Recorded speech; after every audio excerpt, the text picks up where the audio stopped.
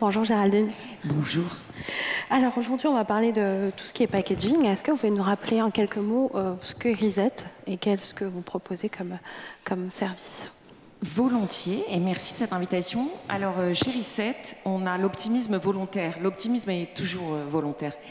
Reset est une société de conseil dédiée à la transition environnementale et économique, les deux. C'est-à-dire qu'on croit à l'écologie de solution, on croit à une nouvelle forme de prospérité, mais on est radicalement orienté pour agir auprès des entreprises et les aider à transformer leur chaîne de valeur.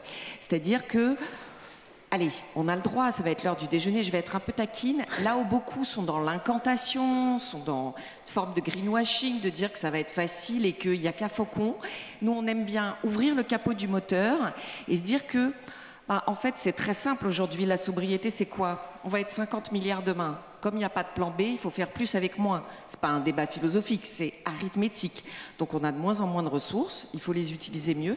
Et chez Reset, ce qu'on fait, c'est qu'on accompagne tous les acteurs économiques de la chimie, de la cosmétique, de l'alimentaire, de l'agriculture et autres, à justement relever ce défi de faire mieux avec moins et de le faire en respectant le fait qu'il faut réinventer des usines, réinventer de la chimie, réinventer des modes d'usage, réinventer des normalisations. Et donc, c'est monter l'Everest. Quand on arrive en haut, c'est super chouette.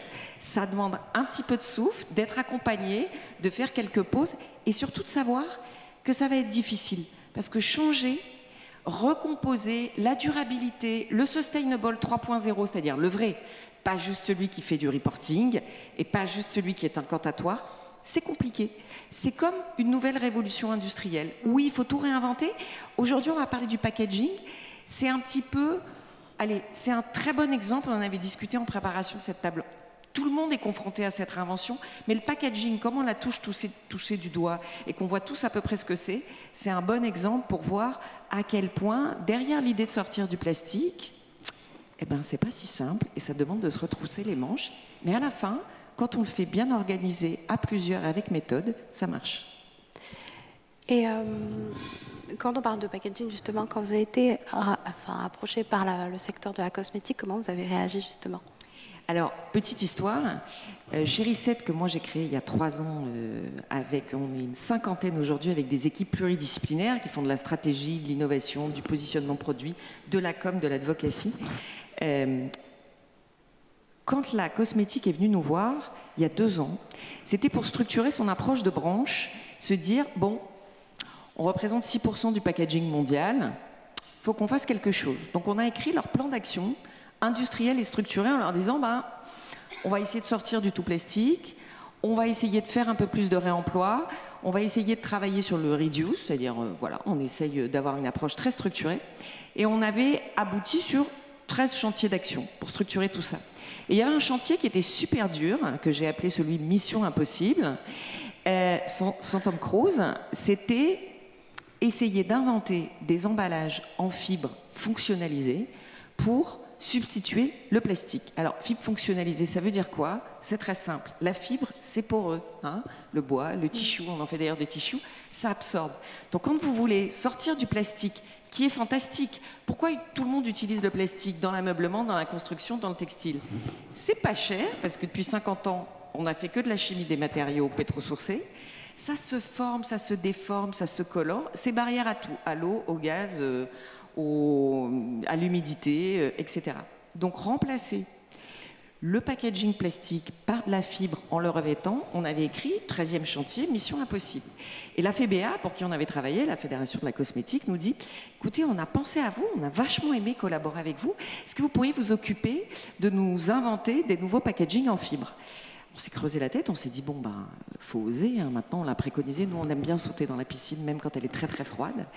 Et on leur a dit, mais c'est un défi collectif, parce que la plupart du temps, vous le savez tous, c'est pas un secret, mais je le répète, les victoires dans la transition durable sont collectives. Pourquoi?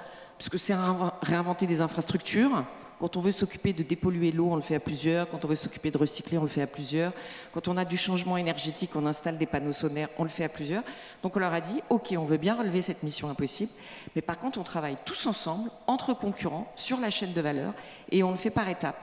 Donc le défi, c'était de créer l'impossible, un shampoing, un gel douche qui va sous la douche et qui est fait à partir de papier ou de carton sur lequel on aura mis un revêtement qui lui permet d'avoir des propriétés déperlantes, mais voilà, qui soit sans plastique.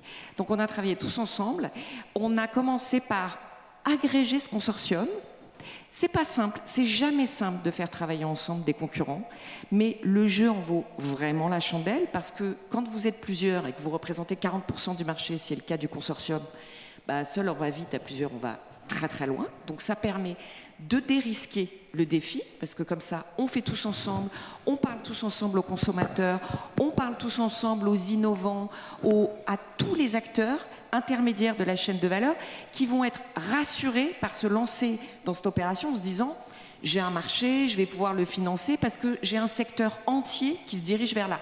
Vous n'êtes pas juste tout seul à dire ah bah écoutez, je vais essayer de réinventer le monde. Donc créer, organiser le consortium. Juridiquement, ça veut dire trouver des règles de gouvernance, partager la propriété intellectuelle. Ça a l'air simple, mais quand vous avez Chanel, L'Oréal, LVMH et d'autres, très compliqué. Donc j'ai mis 6 mois à négocier le contrat. Je rentrais chez moi le soir, je disais jamais mis autant de temps à négocier un contrat. Et à la fin, ils m'ont fait rire parce qu'à l'occasion d'un premier bootcamp, ils m'ont dit Géraldine, on pensait que tu étais partie pour 2 ans. Mais chez Reset, on aime aller vite. Donc aligner les gens. Faire ensuite une vraie analyse fonctionnelle, et c'est un élément indispensable quand vous voulez vous lancer dans une trajectoire de changement environnemental, back to basics. C'est-à-dire qu'on leur a posé la question, mais votre emballage, il doit faire quoi? Il doit être esthétique, il doit préserver. Pourquoi est-ce que ça se préserve pendant 3 ans?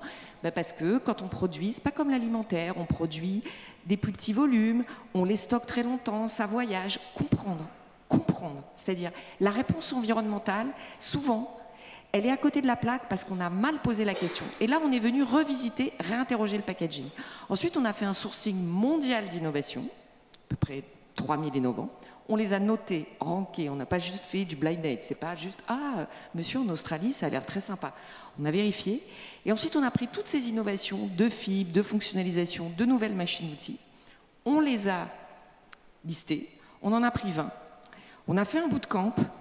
Parce que quand on travaille comme ça sur des programmes d'open innovation pour du résultat opérationnel, le moment crucial, celui de la catalyse, c'est une fois que vous avez vos acteurs alignés et prêts à coopérer et d'accord sur l'IP, 20 innovants avec qui vous allez pouvoir bien bosser parce qu'ils sont extrêmement prometteurs, bien définis votre solution, vous réunissez tout le monde pendant 3 jours dans la même salle, et là on ferme les portes à clé, et ils ont 3 jours, comme pour la délibération papale, pour écrire les minimum viable pilots, c'est-à-dire je passe à la phase pré-usinage, je prends l'innovant, je définis comment je veux tester, tu vas passer sur la machine-outil, comment tu vas faire ton point de scellabilité, parce que figurez-vous que sceller un emballage en plastique, il suffit de le chauffer.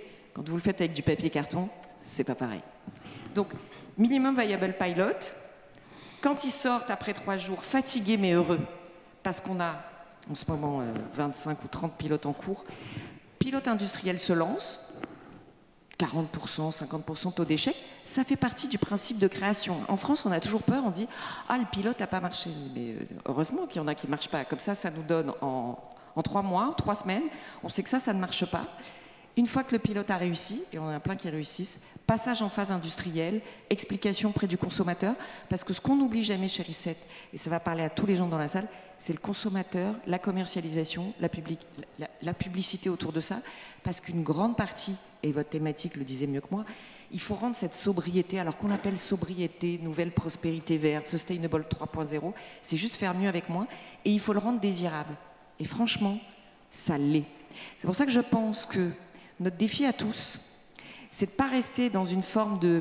Pas longtemps, je faisais passer un entretien d'embauche à un jeune candidat qui me dit « Mais comment vous faites pour ne pas être déprimé toute la journée face à cette transition environnementale ?» Je dis « Mais moi, je bosse 14 heures par jour, donc je me pose assez peu de questions. Et je crois, à chaque fois que je rencontre un prospect, un client, je me dis que ce qu'on va faire, à la fin, on va y arriver. Donc je pense que transformer toutes ces difficultés en énergie positive, c'est extrêmement désirable. Et ça marche à la fin. Le chemin est semé d'embûches. C'est pour ça que je reprends cette image de monter l'Everest. C'est semé d'embûches, hein, mais ça fonctionne.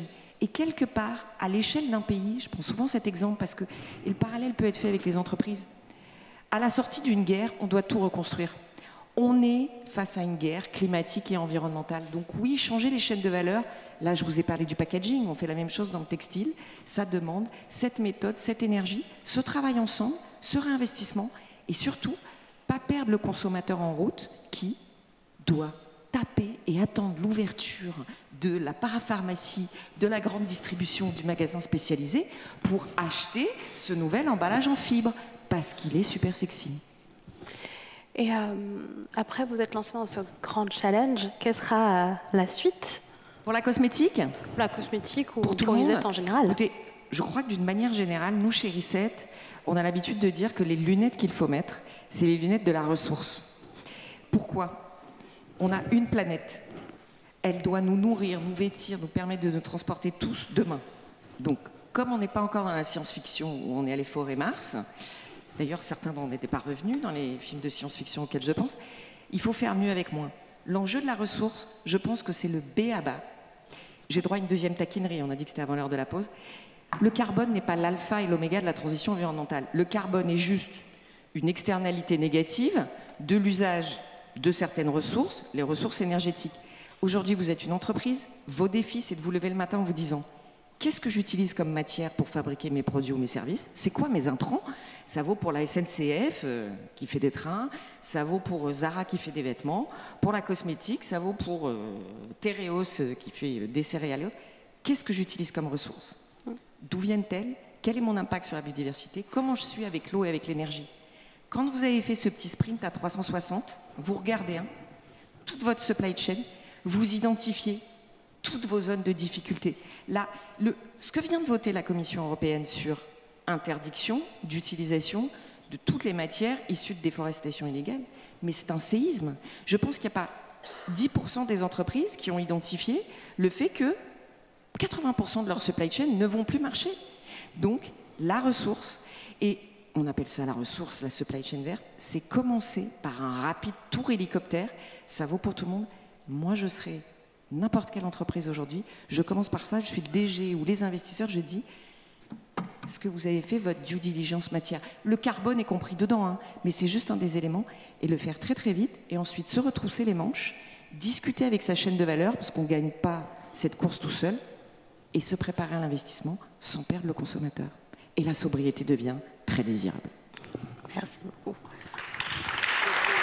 On va poser des questions. Une dernière petite question qui va nous venir de nos deux étudiantes. Merci beaucoup pour ce moment. J'avais une question. Le mode de gouvernance que vous avez mis en place pour l'industrie cosmétique, est-ce que vous pensez que c'est le mode de gouvernance qu'il faudrait mettre en place de manière générale pour faire face justement à faire mieux la sobriété, enfin le mot qu'on veut? Ouais, c'est une super question. Je pense qu'inciter toutes les entreprises à travailler avec leurs partenaires de valeur, leurs fournisseurs de rang 1, 2, 3, et les gens qui derrière, je cherche un mot simple, les gens qui derrière vont traiter les produits, recycler en fin de vie, traiter l'eau, etc. Il faut travailler en écosystème de valeur et il faut oser, à certains moments, travailler entre concurrents. Parce que les besoins en rupture technologique et en innovation sont tellement élevés que le faire tout seul, je prends un exemple alimentaire, tu veux réinventer un pesticide pour tel sujet agricole, tu ne vas pas le faire tout seul, parce que de toute façon, les fabricants chimie, ils sont énormes, donc il faut travailler entre concurrents. C'est pas grave, ils s'affronteront après, une fois qu'on aura réinventé le standard, et il faut mobiliser sa chaîne de valeur, parce que quelle que soit ta puissance à l'endroit d'une chaîne de valeur, tu n'as pas la vision globale sur toi. Et souvent, c'est les fournisseurs ou les gens en aval. Exemple tout bête, on parle que de l'eau. Moi, ça fait 2 ans que je me dis, les gars, l'eau, ça va être très très dur. Aujourd'hui, il y a en discussion à la Commission européenne un projet de amener les acteurs qui font des résidus polluants dans l'eau, de les traiter. Pharmacie, cosmétique et d'autres demain.